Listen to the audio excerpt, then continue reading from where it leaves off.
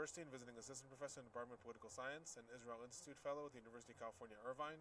Here I bring you the summary of the last 24 hours of the Israel-Hamas war. It is currently the evening of December 13, 2023 in the United States, the morning of December 14, 2023 in the Middle East. Starting with the hostage situation, two more hostages, an Israeli citizen and a Tanzanian citizen, that had been kidnapped on October 7th have now been confirmed dead. According to the reports, they were in fact killed on October 7th, and their bodies were kidnapped and are being held by Hamas. This brings the number of hostages that are in the Gaza Strip that are confirmed dead to 21 out of the 135 that are still held by the Hamas movement in the Gaza Strip. Moving on to a report regarding the ongoing negotiations that were reported in the last few days between Israel and Qatar. Today it was reported that the head of the Mossad, Dedi Barnea, asked to travel to Qatar in order to reignite the negotiations. However, that his request was denied by the war cabinet led by Prime Minister Netanyahu. According to the report that was given in Channel 13, the reason that the war cabinet stopped the head of the Mossad from traveling is because there is currently a disconnect between the leadership of Hamas in the Gaza Strip and the leadership of Hamas abroad, and the war cabinet did not feel that the leadership abroad could speak with any credibility for the leadership of Hamas in the Gaza Strip. There's also the assumption in Israel that this disconnect is going to continue in the coming days due to the nature of the IDF activity in the Gaza Strip, and thus the request of the head of the Mossad to travel to Qatar was rejected. Moving on to the fighting in the Gaza Strip, there were rockets and mortars today sent from the Gaza Strip towards the southern parts of Israel. Rockets targeted the areas surrounding the Gaza Strip, Nahal Oz, Derot, Nirim, Ein Shlosha, Kisufim, and Sufa. There were also different rockets and missiles sent towards farther areas in the south. These included Gan Yavne and Ashdod, where there was a direct hit of a rocket in a supermarket causing substantial damage.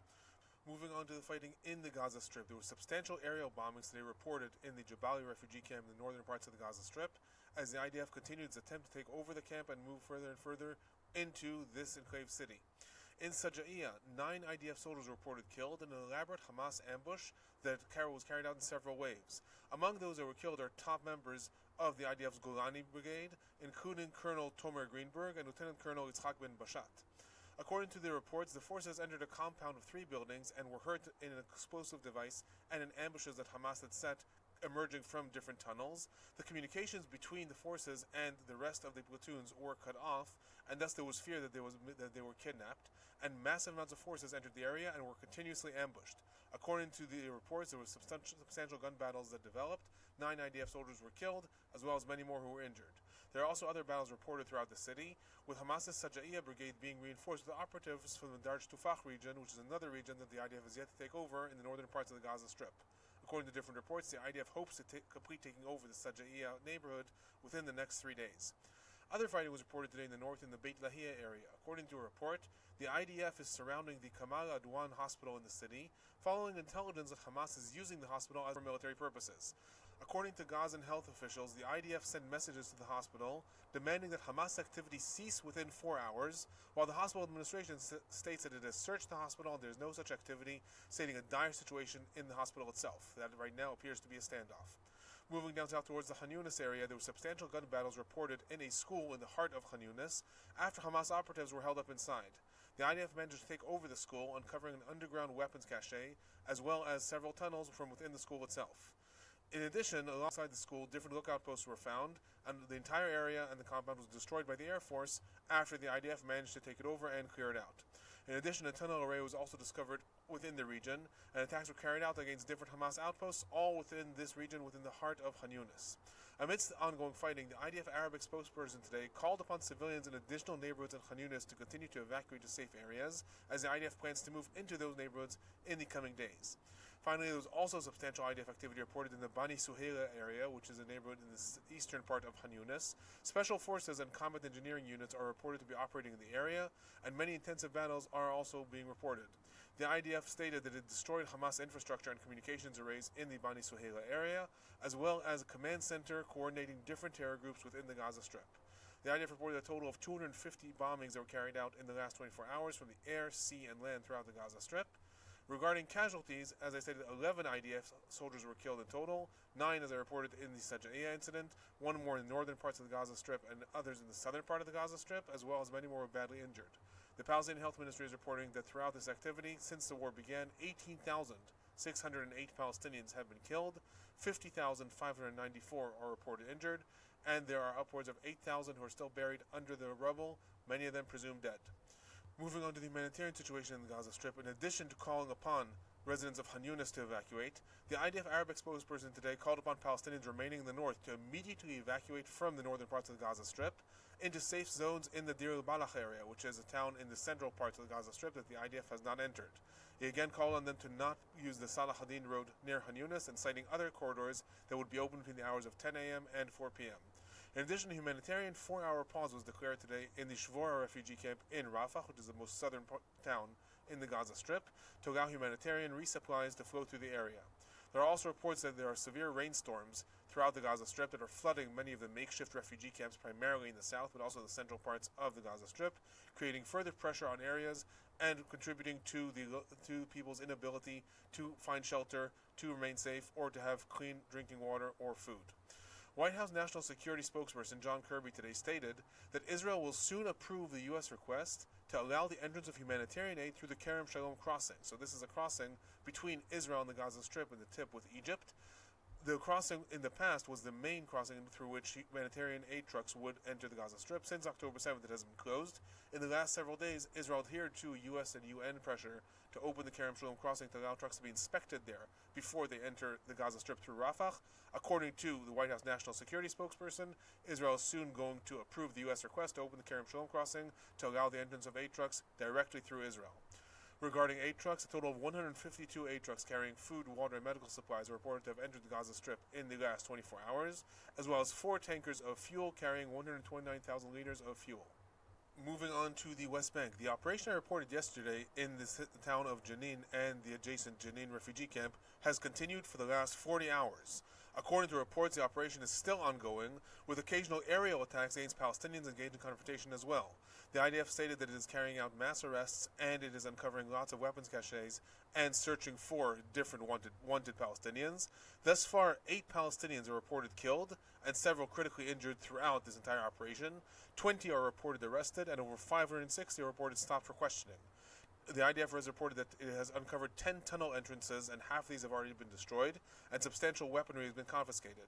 In addition, 6 bomb-making labs have been destroyed, and 5 IDF soldiers have been injured, 4 of them lightly, 1 of them more severely, in different confrontations. Other IDF activity reported in the last 24 hours included the towns of Hebron, Kalkilia, and Turmus Aya. Several Palestinians were injured in different confrontations, and 17 more arrested throughout this entire area, 7 of them belonging to Hamas. Other news related to the West Bank, the President of the European Commission, Ursula von der Leyen, stated that she is in favor of applying sanctions against radical settlers in the West Bank who are engaged in violence against Palestinians, ever since the United States stated that it is going to start applying individual sanctions against radical settlers in the West Bank.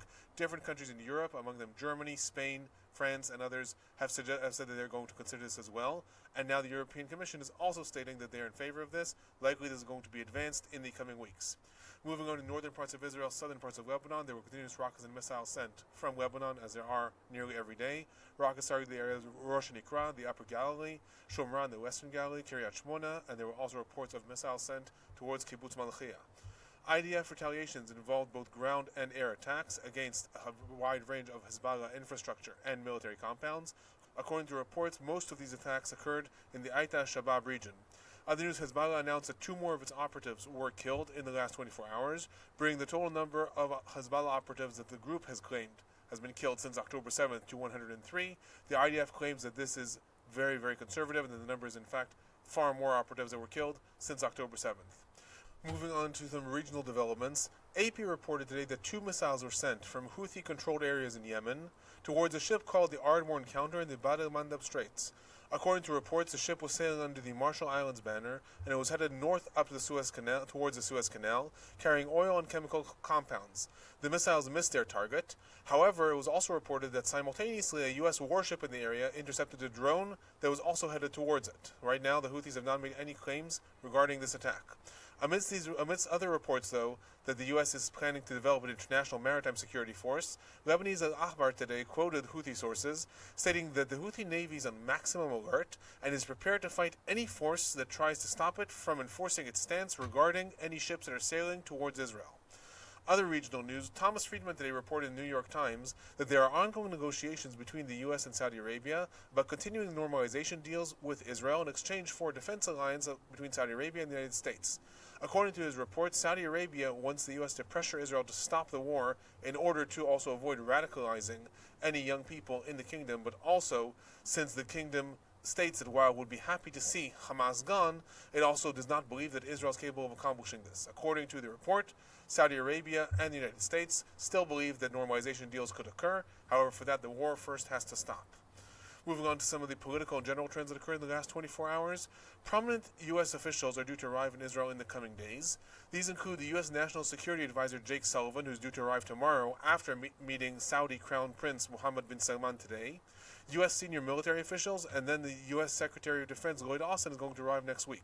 According to reports, Israeli War Cabinet met tonight in order to discuss official positions Israel is going to present vis-a-vis the different U.S. envoys, and according to different reports, the cabinet has not yet been able to agree what is going to be Israel's official position on a variety of subjects.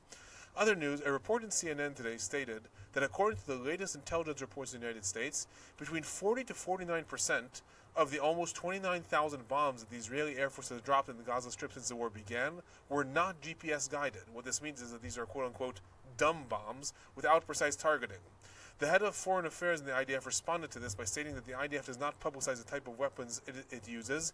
However, it is important to note that this report is coming out a day after President Biden stated that Israel is starting to lose international support due to its indiscriminate bombing in the Gaza Strip. So if we connect those, it is very likely that what President Biden was referring to yesterday when he said indiscriminate bombing is this report that between 40 to 45% of the bombings that Israel has dropped using its Air Force in the Gaza Strip were in fact not GPS guided bombs, and instead they were quote-unquote dumb bombs that are simply dropped from the air and have a lot more of a risk of endangering the surrounding population and not precisely hitting their target.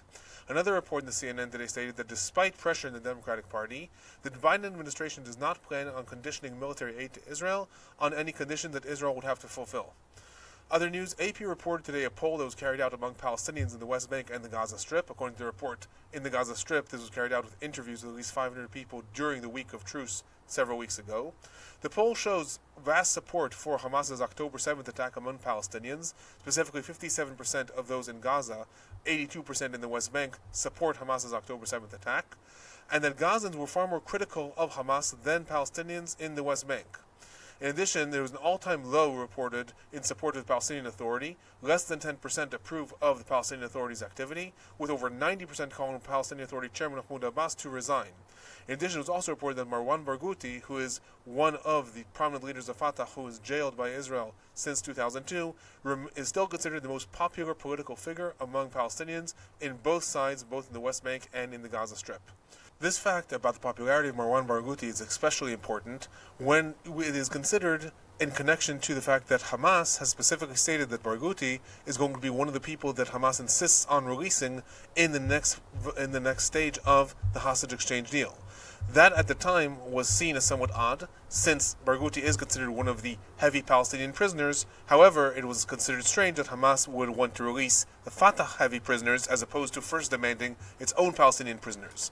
However, this was somewhat clarified today in the Jordanian Arai Eliyahu newspaper report when it comes to looking at Hamas's vision for the future of the Gaza Strip, or at least the future, the day after plan after the war. According to the report, Hamas is planning on insisting on the release of top PLO officials in the next deals, specifically Fatah leaders such as Marwan Barghouti and the leader of the Popular Front for the Liberation of Palestine, Ahmed Sadat, in an attempt to develop an opposition to Mahmoud Abbas and weaken the Palestinian Authority. In other words, what Hamas is going to try to do is itself secure the release of the top leaders in the PLO, showing both that the Palestinian Authority is that weak and cannot secure the release of its own people, as well as releasing people who might be in opposition to Mahmoud Abbas and challenge his authority.